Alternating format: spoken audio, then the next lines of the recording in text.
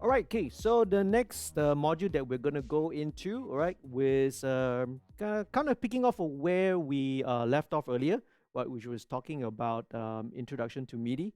So for us, alright, if we're talking about MIDI production, okay, and music production, we are more concerned about MIDI and VST, okay? We hear the word VST a lot, right? Right? So what exactly is it lah? Right, as you can see the picture here is a lot of these VST instruments and VST synths. Okay, let's go into it. This one is going to be a pretty short one. Introduction to VST. So we hear the word VST. What is it? VST is actually short for, it's an acronym of for Virtual Studio Technology. Do you guys know who actually, which manufacturer implemented and introduced VST to the world? Do you guys know? Yes. Who answered? It's very hard to see behind the mask, so I don't know who is answering. Correct. Steinberg. Steinberg was the one who introduced and developed VST, okay? That's something that everyone uses until this day. Remember last week I mentioned ASIO? ASIO? ASIO? That's also a Steinberg invention. Steinberg was the one that designed it, right? That introduced ASIO to the world. And again, right? I'm bragging this a bit because you know I'm so much of a Steinberg and a Cubase lover. I won't be ashamed to admit it. DAWs nowadays, right? You look at the classic look of a DAW. You have your arrange window, you have your arranger window, you have your mixer window and all that. The concept of an arrange window, right? Again, no prizes for guessing lah. The first one to introduce that layout and concept was Steinberg. Right, back when they back then they were still using Atari and Commodore computers, man. That's how they started off. So they are the pioneers for a lot of things lah. So VST as well, right, is pioneered by Steinberg. So it's an audio plug-in software interface, right? So what it does is that it integrates your software synthesizers, right, and also your effects inside your digital audio workstation. As the name implies, it's a virtual studio. You can take your hardware synths, you can take your effects, hardware effects, your hardware outboard gear, and bring it into your digital audio workstation. You bring it into the virtual world. So VST and similar technologies uses, right, as we covered last week, DSP, digital signal processing. So with the DSP, you simulate all your traditional recording studio hardware lah, okay? That's where your plugins come from, your compressor, your EQ, your gates, your limiter, your reverbs, all that. You replicate all that in software. So yeah, created by Steinberg in 1996. Actually not that long ago, you know? Well, relatively speaking. So in 1999, they updated it to VST 2.0, right? So only in 1999, the ability to receive MIDI data was added. Okay. So previously, you can have plugins, right? Like 1996, yeah, got plugins. But all these plugins can't receive MIDI data yet. So, but when in VST 2.0 came out, the ability to receive MIDI data was added.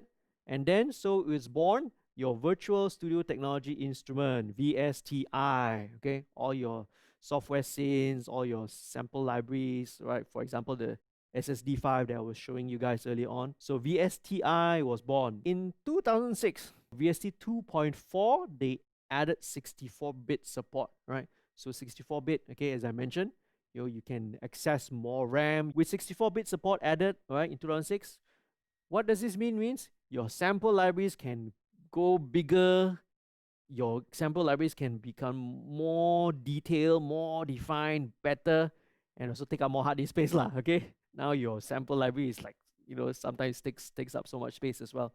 So these are the developments, right? In 2006, they added 64-bit support. 2008, 2 years later, right, they have updated it to VST 3. So what this allows now is that audio inputs for the VSTIs. So now your VSTIs can also, you can also route audio into those things. So they can either do it like side chaining, or you do a key or some kind of trigger, or some kind of they can basically, they can take the audio signal lah, right? Previously it only generates the audio, but now some of the VST instruments can also, you can feed the audio into it. And also multiple MIDI I/O lah, multiple MIDI input and output. Okay, in 2013, maintenance for VST 2.4 was discontinued.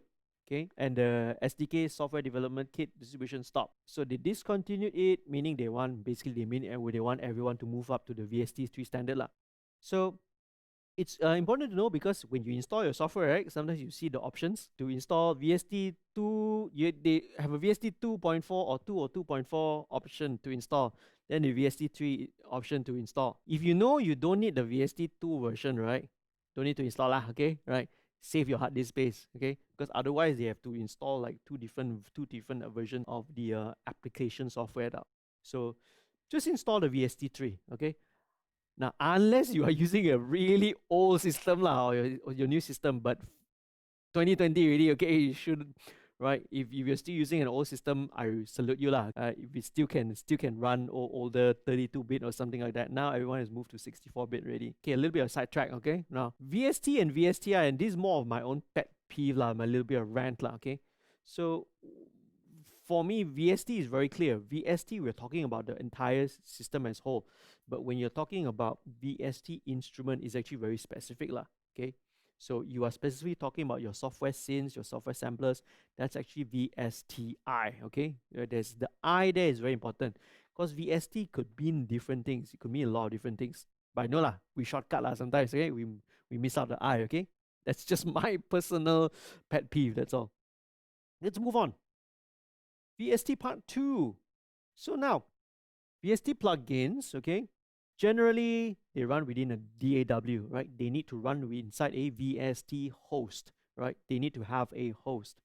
Okay, but right, they can also be of the standalone type nowadays, right? So a lot of the VST synths, the drum samplers, right? Even the amp modelers, the VSTI, the VST amp modelers, right? A lot of them can also run on standalone nowadays. And the reason why I'm a little bit particular about the word VSTI is because the actual definition is different. So you have VST plugins which are either instruments, VSTI, or effects, VSTFX. So it's actually two different things. Personally, that's just me being picky lah. All right. VSTIs, our instruments. Okay, it receives your MIDI data, right? For example, whatever you program, whatever notes you play, you program, it receives it, and then it outputs the audio, right? The digital audio. Now, VSTFX is different. Your effects, your plugins, your compressors, your whatsoever and whatnot.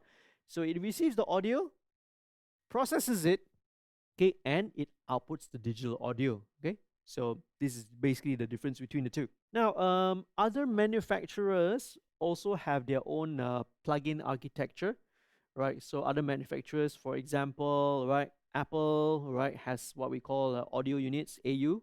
Pro Tools has what they call the Avid Audio X. Oh, spelling error there, okay? Extension, they call it AAX. And RTAS, Real Time Audio Suite. But I think they've actually done away with RTAS already, right? Yeah, they've really done away with RTAS. It's only the older versions that, unless some people are still running an older version of Pro Tools, maybe they have an RTS, and they need to have to run it, then you need to look for the RTAS installer. Microsoft has DirectX, which of course nobody in their right mind will use, but it's there. It actually exists, right?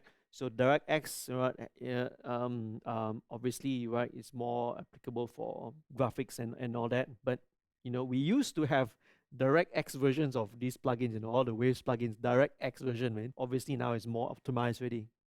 Right, Motu. Motu has something called the Motu audio system, MAS, right? So if people who are using Motu Digital Performer, okay, they need to install their plugins, they can install a MAS version. It is possible to host, okay, spelling error there again, in incompatible software. So for example, right, you're trying to run a VST version inside Pro Tools, for example, okay, right, to use some kind of a wrapper, okay, use some kind of translation layer to sort of wrap into it. It's possible, but again, some of these mostly are third-party software, third-party plugins, and there's no guarantee on that because it's usually unofficial. There's no proper support for it, right? Try at your own risk and at your own reward lah. Now, example of some popular VSTIs, right? So Steinberg, right, built-in has their Groove Agent, has Halion, right? Then you have, from Toontrack, you have your Easy Drummer, your Superior Drummer,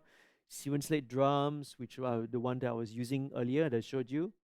Excellent will have their addictive drums, and so on and so forth. Native Instruments have their Contact, their Reactor instruments, right? IK Multimedia has their Sample Tank, Amplitude, right? And all of them will have their own user interface, their own system, their own workflow, and okay. Others which are a little bit more independent, right, would be, for example, from Spectrasonics lah, right? Spectrasonics has Omnisphere, Trillion, Stylus, and all that, so on and so forth. Okay. Spectrasonics really awesome when it comes to keyboard and synth sounds and stuff like that. Okay, now East West does mostly a lot of the sample libraries for a lot of orchestral stuff, right? But they also expand very, very wide lah, right? For those who are really going into film scoring, East West is a popular option because what they have now is what we call the Composer Cloud. The Composer Cloud is subscription based. Previously, East West sample libraries, right, are huge and very expensive, right? Only like, really like if you have to be a full-time professional scoring person or writer like that, scoring producer, movie score producer to be able to afford it lah. And it's so huge that they actually ship the hard disk to you. You can download if you want, but I think they give the option to ship the hard disk. But I think as now bandwidth is increasingly, that's less of an option nowadays lah, all right? Okay? But it used to be very expensive and they have to ship a whole hard disk to you. Moving on, couple of examples of the popular VST FX. Waves, okay, anyone use Waves? Waves? Yeah, okay, all right. Universal Audio, anyone UAD, Universal Audio stuff? So Universal Audio were one of the first major ones to introduce what they call the model. They were the first plugin developer to start modeling a lot of the very, very classic hardware. For example, things like the Universal Audio 1176. It's a compressor. Because they actually were the original company. They started out as a hardware company, but they moved on in the 20th century, right, 21st century onwards, right, to start developing all this.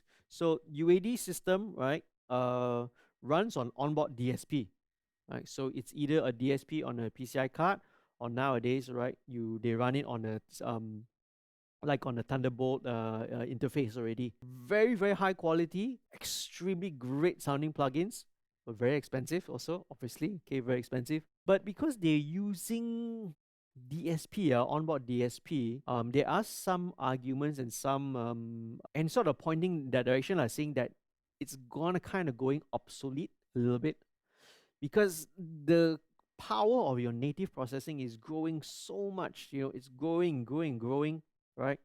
So it's gotten so much to a point where it's way more powerful than what onboard DSP can be. So back then when they first introduced it, this is late 90s, early 2000, the native processing power was not as powerful. That's why you had to rely on onboard DSP chips. But that has really reached its limitation because physically, it's how much can you do on using the onboard DSP chips, right, within the DSP card. Now your native processor, your processing power is already overtaken all of that lah. So it's a bit of a dead end unless they can think of something new lah. All right. So the only thing that kind of puts them still ahead and relevant is the quality of the plugins so far, and also their interfaces and hardware lah. Okay, now, so Slate Digital. Okay, so Slate Digital is also a company under Steven Slate. So they have something that they call the Everything Bundle. Okay, actually it's called All Access Bundle now. They've changed the name, but basically the same thing. So they actually revolutionized the industry. Previously, the norm was you had to either purchase individual plugins, right, or you had to purchase a bundle of plugins. So individual plugins, it could cost, if a cheap one, maybe below $100 lah, we're talking US dollars. But from the major developers, right, it usually used to be 100, about 100, maybe $200 for one plugin alone. Or you could buy a bundle, right? But the bundles would be, $1,000 or more than that. So Slate Digital, when they came in, they really revolutionized the industry, because what they did was they introduced a subscription based model. It was really a game changer, because now what you do is you subscribe for, let's say, maybe $24.99 a month, or in this case, if you like subscribe for 1 year in advance, you get it cheaper lah. You get it for like 14.99, and then I think it's gone as low as 10.99 now, right? For the all access. So 10.99 is like 40 ringgit, 50 ringgit, 50, 60 ringgit lah, for example, if you use PayPal or credit card fees or whatsoever stuff like that. So 60 ringgit a month, you get access to everything, the entire bundle, the entire collection, plus any new updates, plus any new plugins if they introduce new ones. Everything will be added for free for the same subscription. The industry has kind of geared towards that lah. Other developers have also started following suit. In fact, if your Microsoft now is also subscription based, right? Your Microsoft Office is all subscription based, because they realize that they can actually make more money that way. Right? Instead of selling one copy, right? So, well, it's a win-win lah. It's a win-win situation lah. Right? You have Plugin Alliance. Okay, Plugin Alliance is also another group. It's also another company which have under them, right, a whole group of developers. They have also several options, several bundles. Plugin Alliance is a little bit more expensive than Slate Digital, but very, very cool plugins as well. Right. Then you have IK Multimedia. They have their T-Rex, okay, also very, very popular option as well. And that should be it, I think. So that's all I've got to share with you regarding introduction to VSTs. This gives you, again, more of a history background and a background lesson, right? So to know the tools that you're working with, you see, to know the tools and to know what are kind of options that you have, whether you want to go with DSP based, whether you want to go with a native based system, whether you want to outright purchase, or do you want to go with subscription, right? There's so many options nowadays lah. It's made music production and all the tools and all the technology so much more accessible already. So this brings us to the end of this week's session. Okay, I hope to see you guys again next week. All right, okay, thank you very much.